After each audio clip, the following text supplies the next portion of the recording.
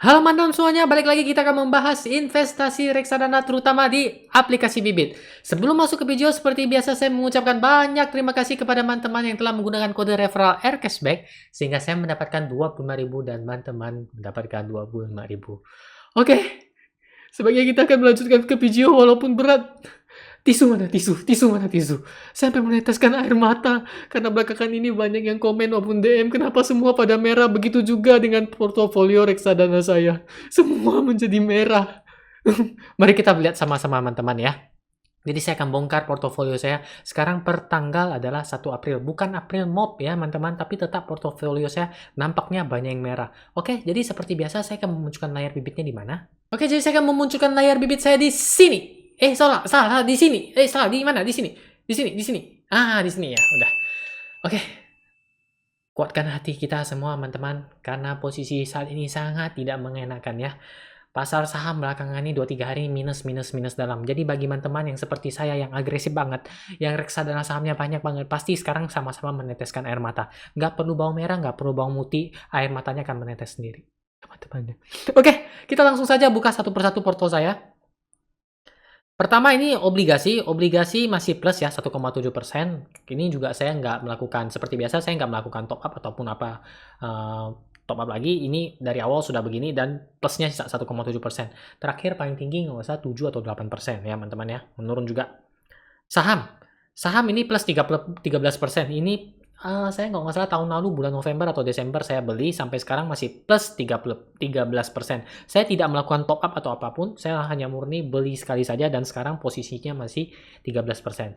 Di sini juga bisa melihat ya berarti ya teman-teman ya. Kalau momen kita pas itu enak sekali teman-teman di reksadana saham. Ya. Tapi nanti kita rangkum semuanya di belakang ya teman-teman ya. Di belakang. Oke.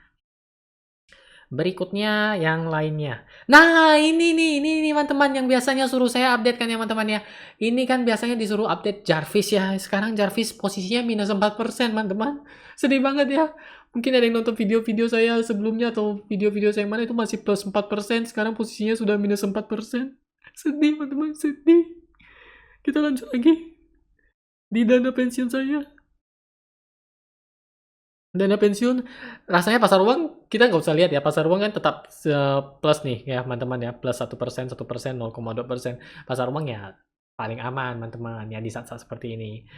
Obligasi, obligasi ini tadi sama dengan yang si Sukor tadi ya. Ini kalau di dana pensiun bedanya saya rutin per bulan ya teman-teman ya. Jadi bisa mengecek hasilnya bagaimana kalau rutin per bulan ya kayak gini ya. Plus, dan sekarang di reksadana sahamnya teman-teman. Dan ya, masih plus 1% teman-teman. Syukurlah masih plus 1%. Ini kalau ibarat Ultraman lampu merahnya udah menyala. Ting tong, ting tong, ting tong. Ting tong sekarat gitu teman-teman ya.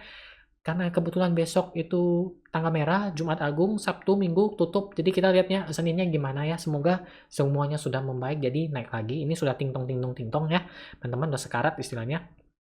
Tapi masih plus 1%. Terakhir ini tertinggi kalau nggak salah saya juga plus sekitaran 11% atau 12% teman-teman seingat saya ya. Jadi sekarang hanya plus 1%. Ini saya top up rutin terus. Ya, jadi sekian dulu kabar sedihnya. Oh, nggak kayak gitu teman-teman. Belum selesai videonya. Jadi sudah bongkar semua portofolio saya. Jadi yang di sini saya ingin menyampaikan kepada teman-teman semuanya. Karena banyak sekali DM yang pada gemetaran, ketakutan, bahkan ada yang sudah berapi-api, emosi, kesal, apakah investasi kita gagal, investasi reksadana ini semuanya berantakan, minusnya dalam, kacau, gimana teman-teman. Saya sendiri menanggapinya kalau dengan investasi seperti ini, saya tenang-tenang aja. Jarvis ini akan saya top up lagi teman-teman ya. Nanti teman-teman lihat video-video saya berikutnya kalau saya ada rezeki lagi tambahan, si Jarvis ini bakal saya top up. Saya kan udah janji, berapa kali saya top up? 15 kali ya, secara rutin ya. Ya begitu teman-teman. Jadi di sini di video ini saya ingin menyampaikan investasi reksadana itu nggak seperti itu teman-teman. Jadi kalau misalnya kita lihat sehari 2 hari itu merah atau apa membuat kita galau, pusing, demam, nggak bisa tidur, mimpi buruk, nggak bisa makan, pengennya makan Indomie terus, oh nggak gitu juga teman-teman ya. Jadi saya gambarkan seperti ini loh teman-teman ya. Kan kita ada reksadana pasar uang, reksadana obligasi, dan reksadana saham. Reksadana pasar uang itu, ini cuma contoh gambaran ya teman-teman ya. Itu ibaratkan kita membangun satu buah rumah, teman-teman, seperti itu. Ya, ada bayangan nggak membangun rumah? Ya, membangun satu buah rumah itu mungkin nggak membutuhkan waktu yang lama ya teman-teman ya. Mungkin sekitaran ya di bawah 1 tahun, 2-3 bulan ya. Mungkin awal-awal kita udah lihat pondasinya dari cakar bebek, maksudnya cakar ayam atau apapun itu, tiangnya semua nampak dan nggak lama kemudian, seminggu 2 minggu kemudian udah nampak hasilnya bentuknya kayak gimana ya. 3-4 bulan kemudian sudah nampak jadi dan bulan ke-6, bulan ke-7 atau berapapun itu rumahnya sudah siap ditempati. Begitu pula dengan reksadana pasar uang, teman-teman. Kita tidak perlu memerlukan waktu yang lama untuk melihat hasilnya, karena per hari dia akan naik secara perlahan, ya. Ibaratkan bangun satu buah rumah itu juga seperti itu, teman-teman, ya. Jadi nggak butuh waktu lama kita melihat rumah itu jadi. Dan mungkin, ya mungkin pada saat pembangunan rumah itu nggak terlalu banyak kendala, teman-teman, ya. Jadi diibaratkan di reksadana pasar uang juga kenaikannya stabil ya, dan sudah bisa dilihat hasilnya kurang dari 1 tahun. Itu untuk reksadana pasar uang. Berikutnya ke reksadana obligasi, ini kita ibaratkan kita membangun satu komplek perumahan yang rumahnya banyak banget teman-teman ya. Seperti bangun 100-an unit, 200-an unit rumah ya. Mungkin kalau kita pertama kali bangun 100-an, 200-an unit atau bangunnya gede banget gitu ya teman-teman ya, kita akan jadi sebulan 2 bulan pertama kita ngelihat nggak ada hasilnya ya teman-teman ya, kalau kita bangun sampai sebesar itu ya. Pernah nggak liatin komplek yang baru jadi? Mungkin pertama cuman ada hamparannya, kayak semacam pepohonan, apa itu, tanahnya belum diratakan atau apa, gerbangnya juga belum ada, jembatannya saja udah nggak ada. Kan pernah ya di situ ya, kayak misalnya di sini ada parit gitu ya, nggak ada jembatannya atau apa. Tapi di situ udah dijual, ditancapin, di sini bakal ada komplek perumahan. Ada mungkin 300 unit rumah, tipe ini berapa unit, tipe 120 berapa unit, berapa unit, berapa unit. Tapi kita lewat seminggu, 2 minggu, loh kok masih rerumputan kayak gitu ya? Ini yang nggak bingung ya teman-teman kadang ya. Kemudian 2-3 bulan kemudian, oh udah ada mulai pekerjaan proyek, tanahnya diratakan atau apa, ada penimbunan atau semacamnya. Jalannya udah mulai lihat adanya pasir apa. Mungkin di tahun pertamanya itu udah mulai lihat kerangka-kerangkanya gimana, udah ada tiang-tiangnya. Di tahun keduanya bagaimana.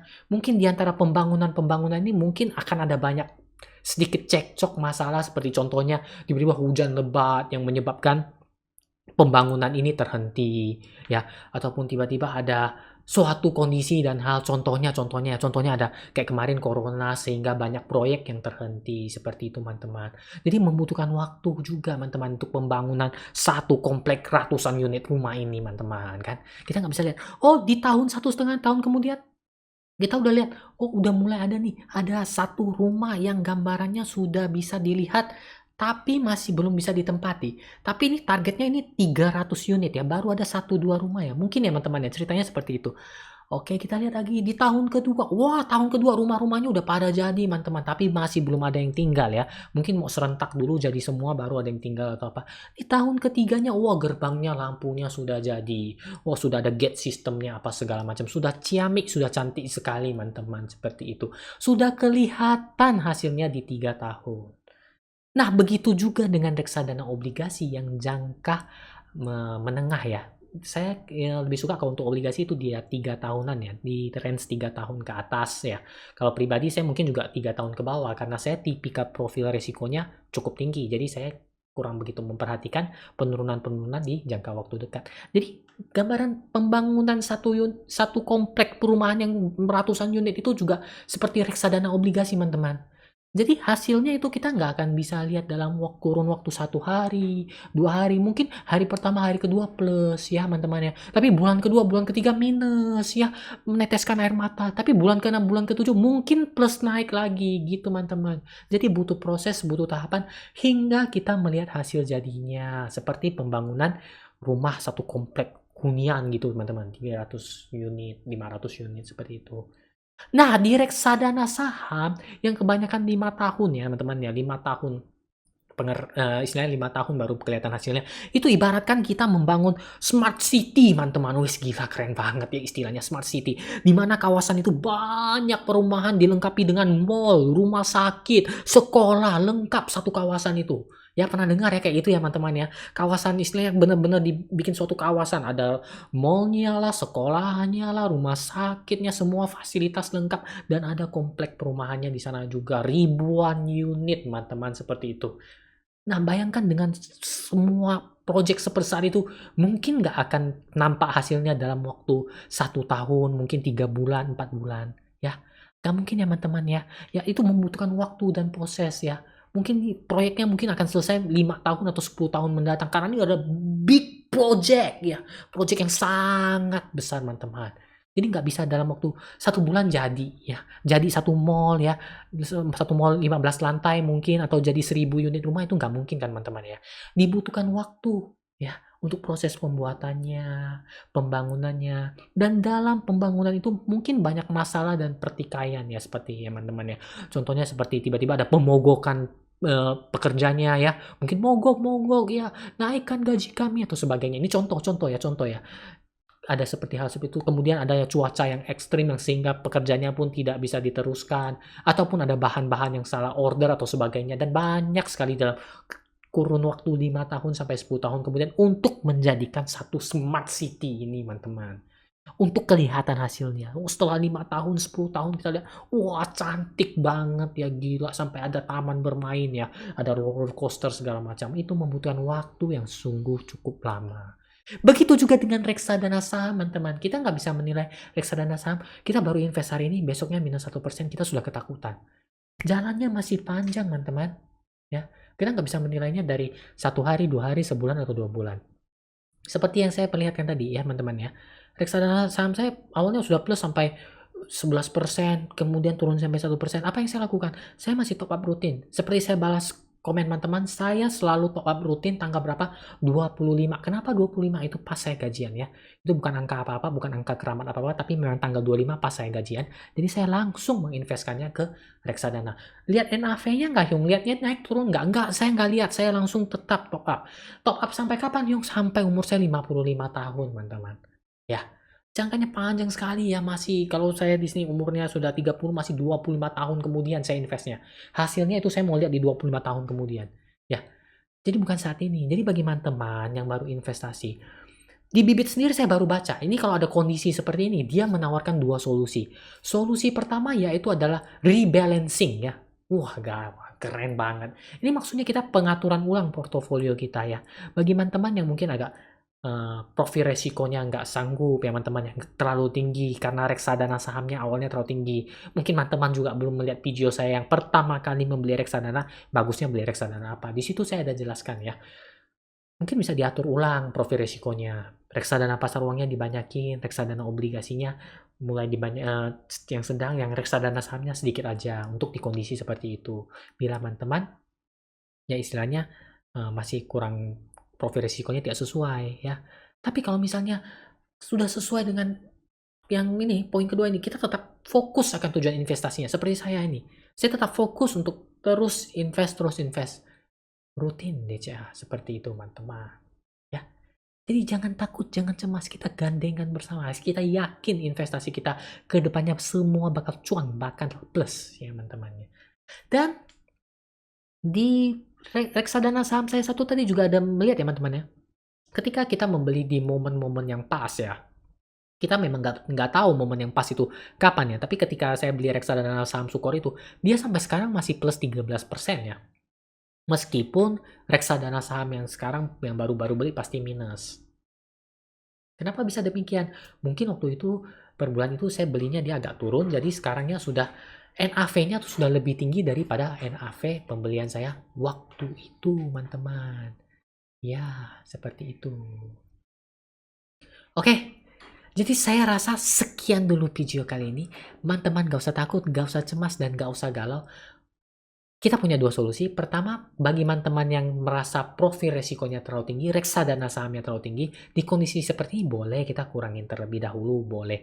Tapi bagi teman-teman yang seperti saya fokus, tetap lanjutkan, dan kita yakin beberapa tahun kemudian akan cuan atau akan profit kembali. Yap. Jadi seperti itu teman-teman. Jangan takut ya, jangan galau dan jangan cemas lagi. Ya, oke. Jadi sekian dulu video kali ini. Saya mengucapkan banyak terima kasih kepada teman-teman yang selalu masih tetap mendukung dan support saya sehingga saya masih dapat sharing-sharing perihal tentang investasi, terutama reksadana di aplikasi Bibit. Bagi teman-teman yang masih bingung dan masih punya pertanyaan dan request, teman-teman boleh meninggalkannya di komen YouTube ataupun di DM Instagram saya. Oke?